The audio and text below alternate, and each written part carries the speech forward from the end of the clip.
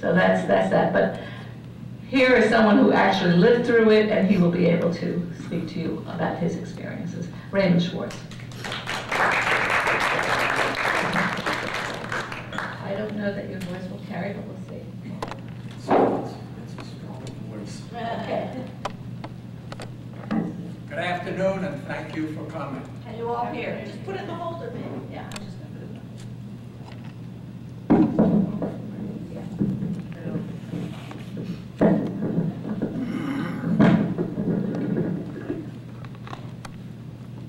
My fellow Americans, ask not what your country can do for you. Ask what you can do for your country. Now let's scroll back to 1942, and there's a young man, a son, speaking to his mother, me. Mom, I'm sorry, I have to enlist. I know I'm only 18 and a half, and you're alone, but I have that urge to help my country. My country needs me, and a lot of young men like me. And I have to explain that my mother lost her husband, my father, when he was 40, lost a daughter at 26, and another daughter was living out of the house. She was married, so she was all alone. And here I'm telling my mother I'm going to leave, and my mother started to cry and said, well, if you have to go, I understand. God bless you, but you have to come back in one whole piece. And I promised her that. I enlisted. My orders came to go for a medical examination, and I did. And the doctor checked me out. You're in great shape, but first, before I let you go, I've got to look at your feet, because the Army does business on its feet. And he laid out 2 sheets of paper, put ink, a certain kind of ink, on the soles of my feet, had me stand on here, and in that way he could tell whether I had flat feet or not. And I knew my feet were slightly flat. I was afraid of being rejected. And so I maneuvered my feet in a certain way to stand so that my arch did not fall on here. And he looked at it and he said, well, it's a good reading. He said, I want to ask you something. You must be awfully, you must feel very strongly about getting into the Army. And I said, I do. He said, son, I saw what you did with your feet. And I don't know whether to pass you or not. He said, but it's very refreshing, because I have many men coming through here and they hate it. They're afraid of the Army, they don't want to go, and you have the right spirit. Okay, get out of here, you pass.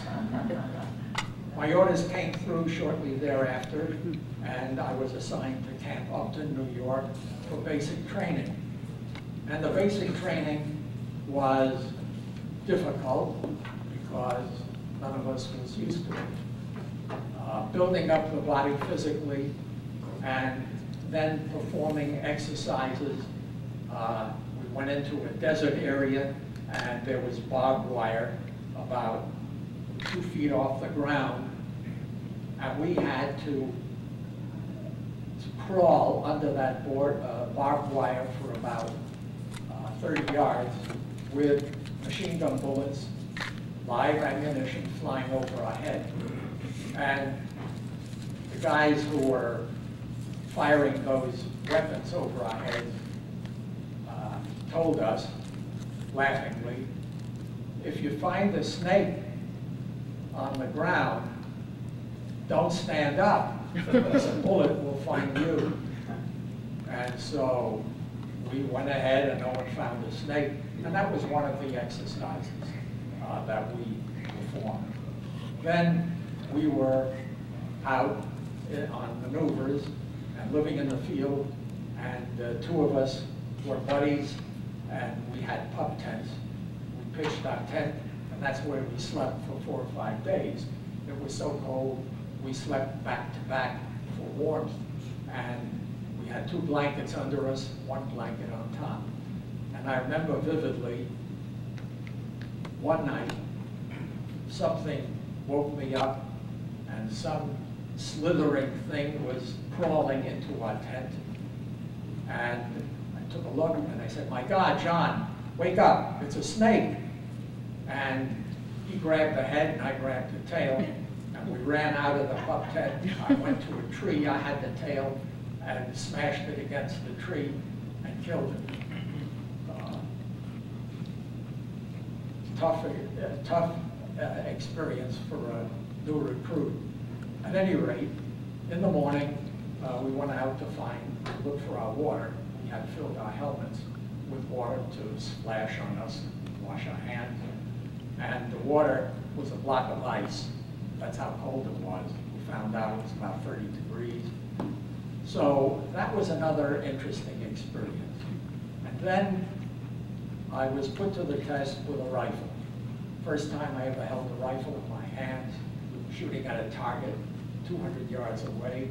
Some of the targets were moving, and I did pretty well. I got 10 out of 10 bullseyes, and the corporal who was with me, instructing me, ran to get a sergeant and says, "Hey, Sarge, come over here, look at what this guy did."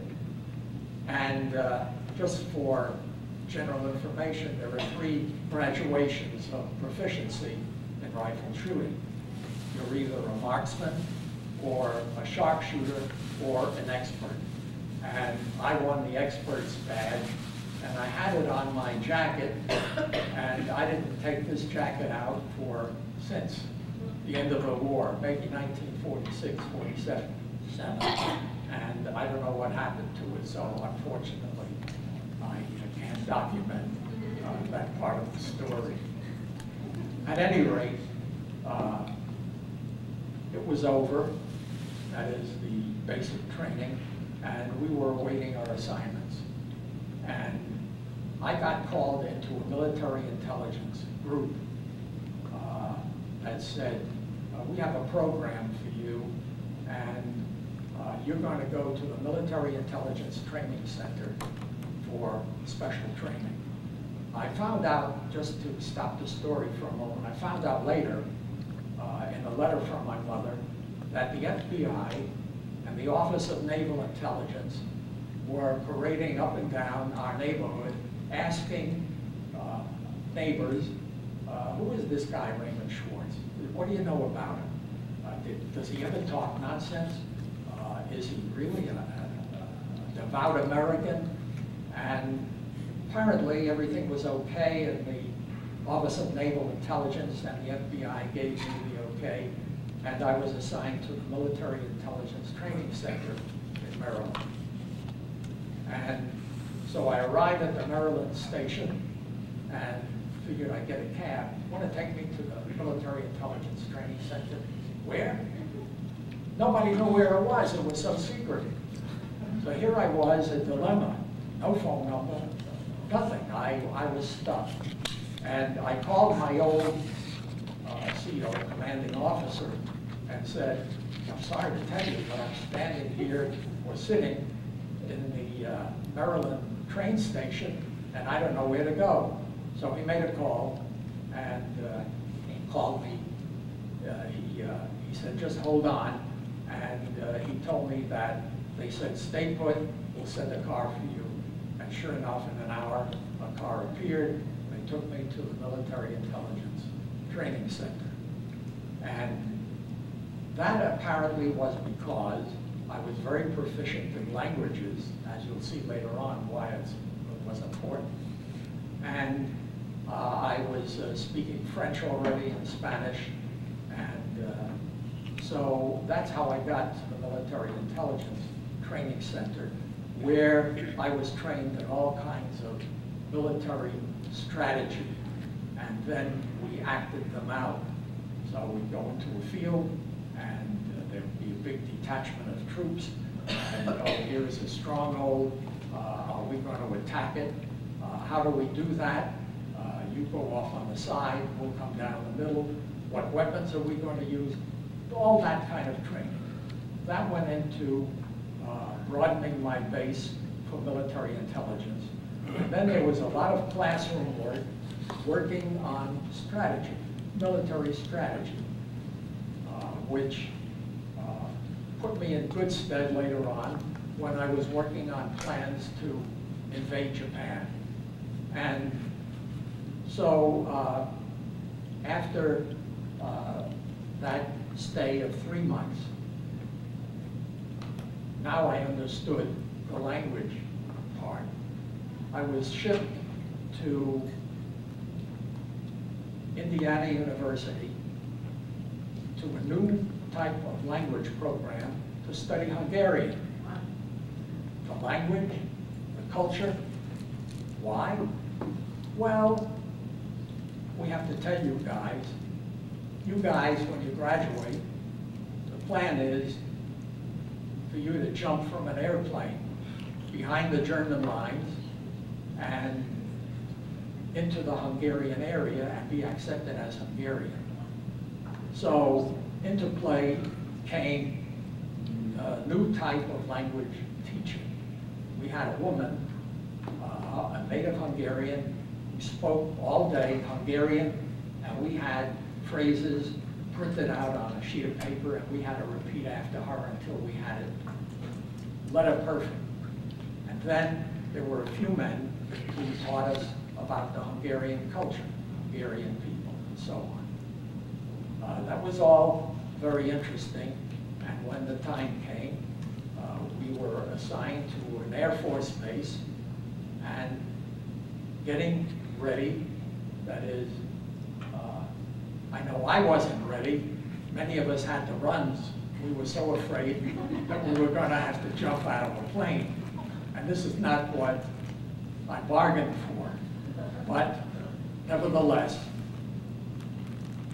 the day before we were going to go on our first training mission, a small drop, word came that, thank God, General Patton ran through Europe so fast with his armored units that he was well past Hungary. And they couldn't drop us into Hungary because it was no longer behind the lines, it was in front of the lines. And he was approaching Germany already, so our drop was canceled. And thank God for that. Now, at that time, an officer who was commanding our group said to me, you know, why don't you try to get into OCS, Officers Candidate School? And I thought that was a good idea. And I passed the test and entered OCS, Officers Candidate School, where we had an enormous amount of physical training and jumping over obstacles and maneuvering under overhead fire, all the real stuff. And I remember in one case of training, let's say this was a cliff, and that was the other side of the cliff. And in the middle, down below about 20 feet, was water. And they strung a steel pole between the two cliffs. And we had to go hand over hand on that pole to reach the other side. A few got so tired near the end that they dropped into the water. And I managed okay with that. But that was that's just to give you an indication of the training. There were forced marches. We were awakened at 2, 3 in the morning. Okay, get your boots on, let's go. And the enemy is coming. And we got out into the field and marched for 5 miles, stumbling at the end. But to come to the end of that time, I was graduated from OCS, became a second lieutenant. They call them us the 90-day wonders. And where next to send me? And it so happens I learned that military intelligence has first call on anyone in terms of an assignment, because there are a few people who are fit and have an understanding of what military intelligence is all about. And so I was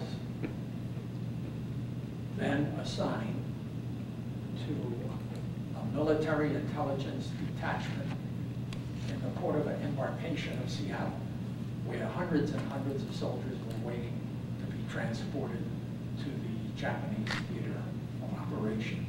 That's where we were headed, because Europe was a foregone conclusion. There was not going to be a problem in Europe, but we were having a lot of trouble with the Japanese.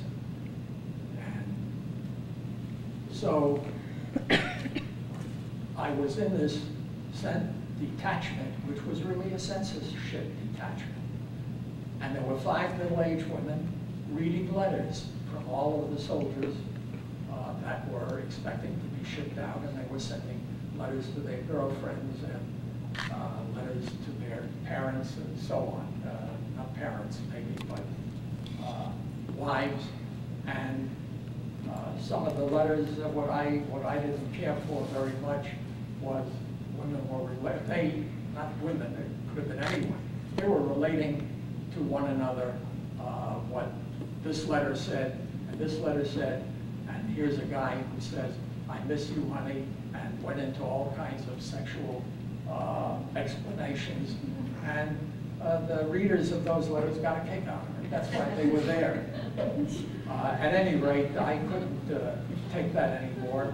The Army had spent a lot of money training me in all directions, and I felt that I was more suitable for combat. And I wrote a letter, not to my commanding officer, but I did a real big no-no. I went over his head to his commanding officer, pleaded my case, and in a few months, my orders came to proceed to Camp Roberts, California, which was a basic training camp not too far from Hollywood. And there I was given a platoon, second lieutenants in infantry, have a platoon of some 40 to 50 men to train, to nursemaid them, and to discipline them. And there were a number of celebrities that happened to pass through our training cycle. One was a guy called John Hall, J-O-N. He starred in the movie Hawaii with Dorothy Lamour. A big, good-looking hunk of a man, well-muscled, and yet in 2 weeks' time, he couldn't make it through the training because he was so dissipated from drinking and the Hollywood grand life that he couldn't get through the training, and they sent him home. Another good guy, who was just the opposite, was Robert Mitchum. Robert Mitchum, I had the honor of, I shouldn't say honor, but anyhow, it was fun training him. He was a real soldier, tough, in good shape, not dissipated, followed orders, and was really a leader. And I told him, you keep up doing that, you'll make corporal when you graduate. Unfortunately, 4 weeks after his inclusion in my group, a couple of generals came down to see him and me, and they explained, look, I know Mitchum is doing a great job for you, but one soldier is not going to make any difference in this war. We want to take him out for morale purposes and stand him up in front of our overseas soldiers with guys like Bob Hope and so on, who made these visits, so many visits to soldiers. And so they took him. that was his mantra. At any rate, we went on with the training, and then my group and I were scheduled to go to Manila. We got on board a ship, a Navy ship vessel, went to Manila, and we continued to train there for an invasion of either Japan or Okinawa. And the men were toughened further by all kinds of physical exercises. And I remember in particular one experience in Manila. The guy in command was General MacArthur. He had the title General of the Army. Eisenhower was the first one to get that. That's the top rank of anyone in the military services. And what he did was wonderful. Yom Kippur and Rosh Hashanah were approaching, and he assembled all the Jews in the area, not just in the Philippines, but close by, and had them come to Manila and attend services in a small stadium in Manila. We had rabbis, chaplains, rabbis, and it's something I'll never forget, to be in Manila and have someone hand me a tallis and a prayer book, and to participate in those services, and to feel good that I was a Jew and nobody was yelling at me. I never saw any semblance of anti-Semitism wherever I was, and it was just very lovely. So from Manila, I was finally, military intelligence came to the front, and I was assigned to the Assistant Commanding General of the 8th Army. This patch, this red and blue patch on my shoulder denotes the 8th Army. And my immediate boss was a colonel from New York, so we got along very well together. And he said, "What, you're only a second lieutenant?" So in 6 weeks' time, I became a first lieutenant.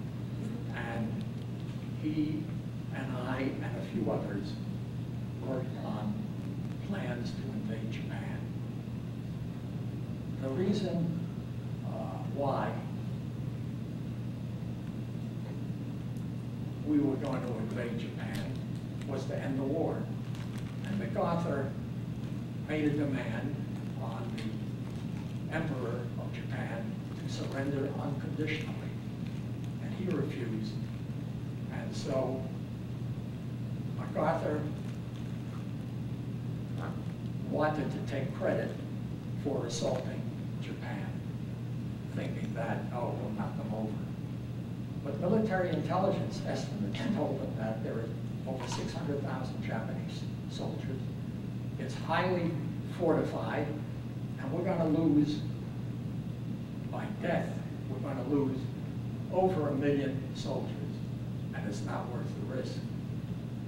This was made known to Harry Truman, and Truman said, "No assault on Japan. I have something up my sleeve." And in the Western Desert, they were testing the first atomic bomb. And the bomb was almost ready. And Truman told them out there, "You test one, if it's successful, tell me." In the meantime, just a few weeks later, the first atomic bomb was exploded in the Western Desert. It was successful. Truman told MacArthur to demand an unconditional surrender once more. He did. The Emperor said no. Truman said, "Drop the bomb on Hiroshima." The bomb was dropped on Hiroshima, killing immediately over 100,000 people. Many more died in years to come from radiation and many other types of casualties. And again, the demand was made for unconditional surrender. so Truman said, okay. He gave the order to drop the second bomb, drop it on Nagasaki. The bomb was dropped, 75,000 killed, many more wounded, hurt, and the emperor said, enough, enough, I will surrender unconditionally. And arrangements were made to fly him to a battleship, and where MacArthur was, and other high-ranking people. And he signed the surrender, and the war was over. Not for me. I had another year to go of my Army life. I completed 3 years so far. And so the war was over. Now the next assignment was for me back to infantry to lead a group of 50, 60 soldiers with heavy weapons to land as occupation troops in Hokkaido. This was the northernmost island of Japan. And we didn't take more than 50, 60 people because we heard that there is not going to be any opposition there. So we landed, and everyone had, I gave the order to keep your rifles ready, loaded, and keep your eyes open and spread out. We don't know what to expect. And here, coming out of the cave, was a lone guy, looked like a policeman. And I approached him with my Japanese interpreter and asked him, where is everybody? And he said, well, we heard from Tokyo that the Americans were coming.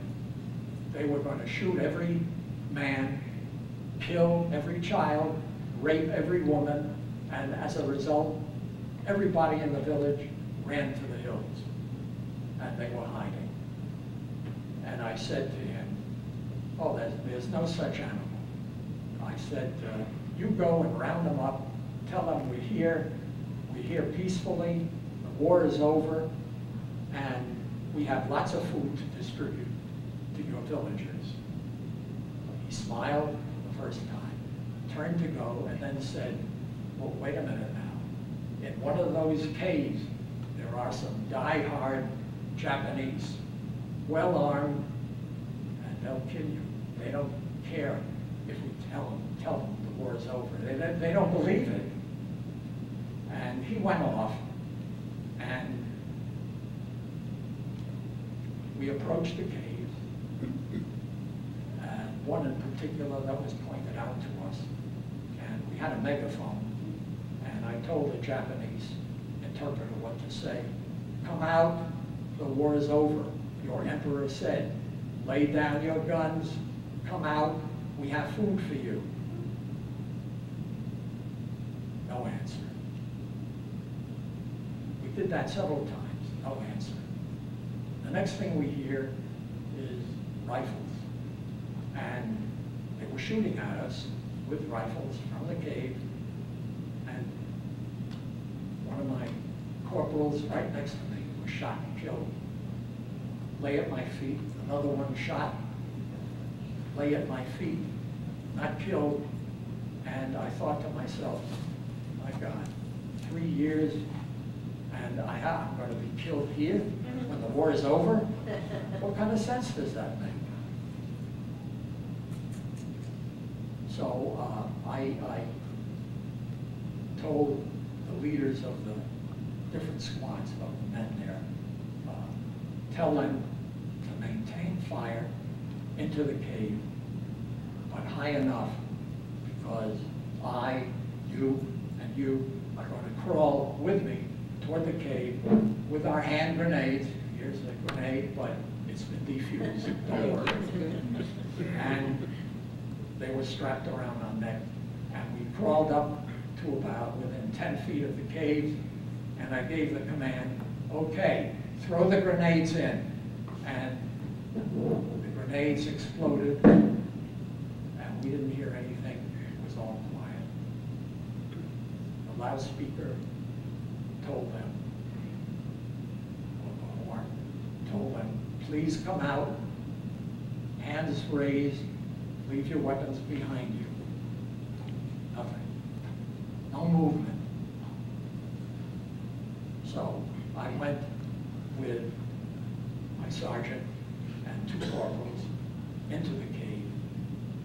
There was no more firing. And there they were. They were all dead. And there were 8 of them. And it was a terrible feeling to kill people. But it's either kill or be killed. And so in the meantime, the families came back, the villagers came back, and we started distributing to them food and so on. I felt something sticky on my right shoulder. I couldn't imagine what it was. I asked the first aid man, hey, you want to take a look at this? What's happening? Oh, you're bleeding. Oh, look at that. A bullet went through your jacket and just ticked your shoulder. You were lucky. Another inch or 2, it could have been in your heart. So God was with me. And that wound up that campaign. We stayed there for 4 months and living under crazy conditions. They built latrines where if you had to go, you sat on this wooden latrine. At the end of every day, the Japanese were used to this. They hauled off the stuff that you dropped there and fertilized their crops with it, for all I know. That was an old story. And we lived out in the field for 4 months. And to take a shower or to clean up, I had an enclosure built. And one Japanese would climb to the top and hoist up a big pail of water. They tried to heat it a little bit and dropped the water on whoever was in that enclosure. We had soap, you washed yourself, they dropped some more water, and that's the way we showered and tried to keep it clean. That was 4 months. I still had a year to go. And from there, I was assigned I had my last assignment. That was to go to Tokyo and become Chief Quartermaster Disposal Officer for all of Japan and Korea, which meant the United States, the war was over, we had literally tons of clothing, shoes, and whatnot that the quartermaster handled. And the United States did not want to give it to them free of charge. We wanted them to pay for it. And so that was what my job was, getting a hold of buyers and making sure that they paid a good price. While this was happening, a lot of the media were there, and some of them questioned in print, who's monitoring this? Millions of dollars are passing hands here. How do you know that someone is not taking money under the table and giving the Japanese a good price? Well, the next thing I found out, my colonel, Colonel Murphy, said to me, Ray, we have a delegation of senators from the United States Congress coming over here, and they're going to check your records and mine, and they want to make sure that there's no hanky-panky going on with all of this stuff, because it's really amounting to millions of dollars. And they came. They were very cordial. They looked at the records carefully, went in, spoke to the colonel, didn't say a word to me. I guess I was too lowly as a first lieutenant to speak to them. And they went home. A few days later, Colonel Murphy called me into his office, and he said, Ray, we're going to have a little ceremony here. You did a good job. I thank you very much. And I have recommended you for, and here it is, an Army Commendation Medal for disposing of so much surplus. And I want you to know that we appreciate it. He said further, Ray, if you want to stay in the Army another year, I'll make you a captain. How's that? And I said to him, Colonel Murphy, with all due respect, as they say, I have 4 more months to go, and my dear mother is waiting for me patiently. And I'm going home, even if you made me a general. And he said to me, listen to this, he said to me, Wojciech, Wojciech, go home to your mother. You're a good son. I want to explain to you, my mother is an Irish Jew. She speaks Yiddish at home. And my father is an Irish Catholic. So that's where Wojciech came from. Next, I was on a plane going home and got to my town, which was Brooklyn. Rang the doorbell. My mother comes to the door and, Mom, here I am, all in one piece. What do you think of that? My fellow Americans, ask not what you can do for your country, or ask not, rather, what your country can do for you, but rather ask what you can do for your country. God bless America, land that I really love.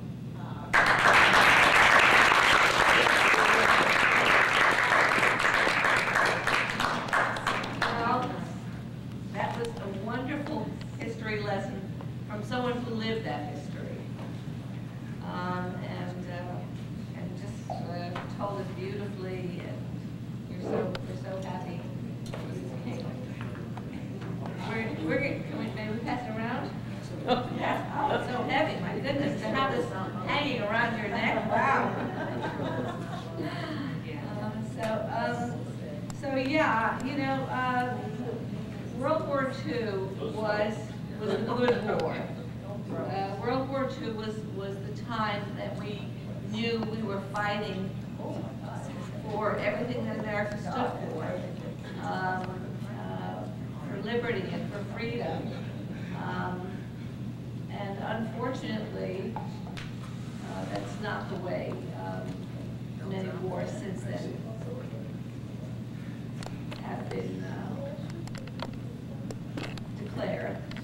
And we don't have a draft, which in some ways hurts us because it keeps us separated. It doesn't bring together these diverse groups of people who know that they're fighting for a good cause, for a just cause, and learn to live with each other. And I'm delighted to hear, it was going to be one of my questions, that you didn't experience any anti-Semitism in the course of your duty, because certainly, and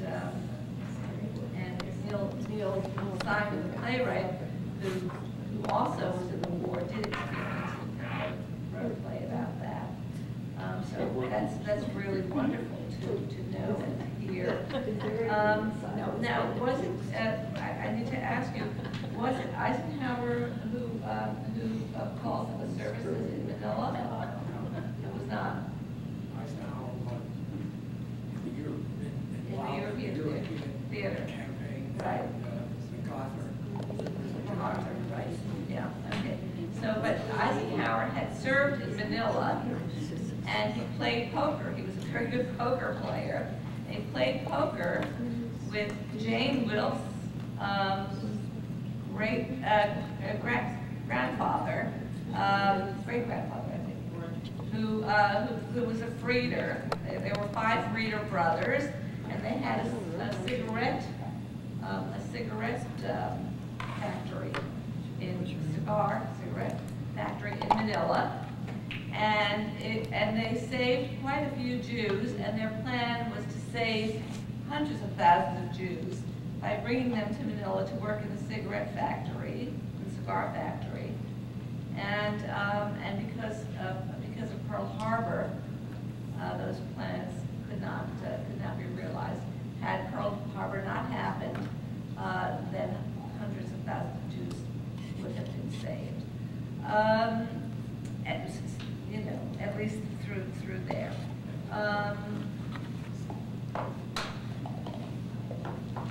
the Japanese were, of course, allied to Germany, and I was in China on a seminar some summers ago, and one of the places that we visited was a place where they were carrying out experiments of biological and chemical warfare, and the Japanese did engage in that, and there are some people who survived that, with terrible consequences. Not only that, but people who work in the areas where these things took place have a very high incidence of illnesses resulting from these toxins that were disposed of there.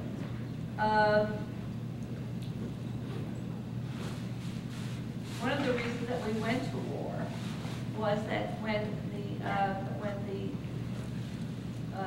the Japanese invaded China in 1936, I believe, we really didn't do anything about it. We just let it happen, just like we let Hitler take over Czechoslovakia, thinking that he would be appeased, and that, of course, didn't happen.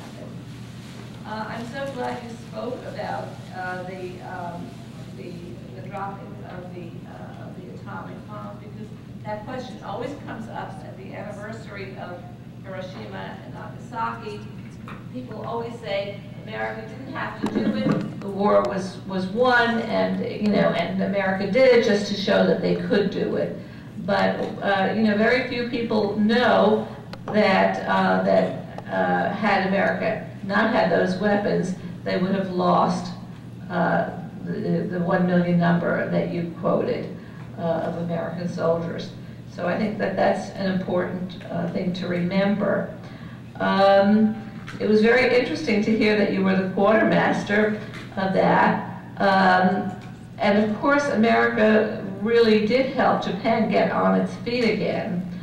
Japan never apologized to the Chinese and the Koreans and the Filipinos for the war that they carried on, because they didn't want to have to pay any reparations. What they also did before they surrendered was that they took whatever monies they had in the treasury and distributed them to major corporations, something that people don't know about.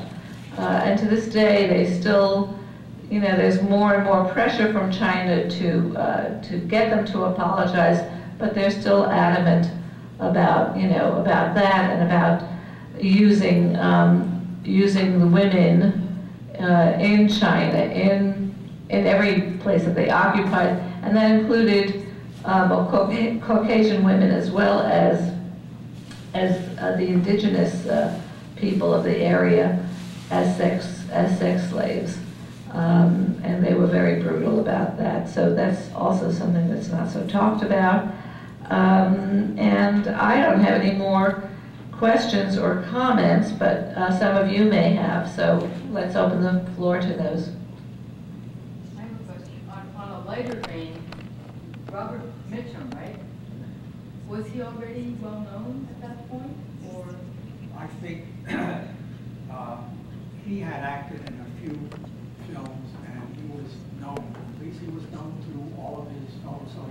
So he was somewhat older. He wasn't as young as he could. Well, he was within the draft call. But many of them, many actors and entertainers volunteered. Benny Goodman, not Benny Goodman, Glenn Miller. Glenn Miller was was part of the entertainment because the morale was so important, and he lost his life. The circumstances are not exactly clear, but he did lose his life. Jimmy Stewart flew many missions, and quite a few of the actors were involved in fighting that war. It was a war that people wanted to fight. One of our veterans, Bob Max, was in college at the time, and and enlisted out of college, because there was that that understanding that this was a just war, and that you wanted to be part of the fight, and people on the home front, made sacrifices for that war and bought the war bonds, and lived on rations and didn't drive their cars and so on and so forth. Now it's so easy to go to war for us because we don't have to make any sacrifices. Someone else does the fighting. People are hired to do the fighting, essentially. And there are questions about that kind of war. Yeah? May I say something? Yeah? As Barbara said, I survived the war in Shanghai. And maybe we'll pass the mic to you. Oh, okay.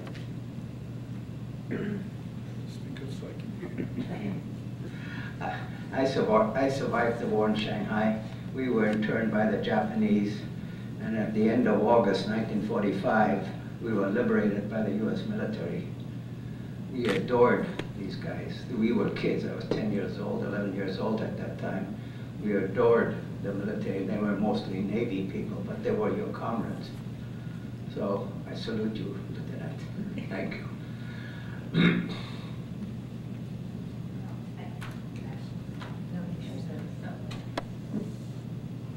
Any other questions or comments, or no?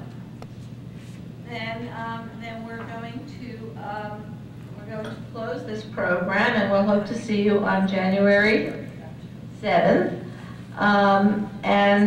Also, please mark your calendars for January 28th, the day after we go to the UN. That evening, we're going to have, the day after, the 27th, we're going to the United Nations. On the 28th, we don't have a flyer yet for it, but on the 28th, we're going to have Barbara Winton come as our keynote speaker for the opening of our From Memory to History exhibit. And this year, the theme of that exhibit is women in the Holocaust, and Robin Sisler has been working very hard on creating the panels for that. And Barbara Winton will be speaking about the women in her father's life. So who was her father? Her father was Sir Nicholas Winton, who just passed away within a year at 106 years old. He was an Englishman. He was a stockbroker. He had gone to Czechoslovakia to meet up with a friend and go skiing. And his friend said, you should get involved in helping these Jewish children find homes, get out of Czechoslovakia and into England through the Kindertransport. And so he did, and wound up saving 669 children with the help of his mother and some other people. And so his daughter will be speaking here on the 28th. I hope you'll all come out and hear her. And many of you may know who he is through the film Nikki's Children and Nikki's Family. We've shown both of them here on various occasions as part of our Reel to Reel. So thank you again for coming out, and thank you, special thanks to Robin Leitner for suggesting that her father. It's Robin again who who made this shit off for us. And thank you to Raymond Schwartz for an incredible, entertaining and enlightening talk. We are all enriched, and we thank you for that gift.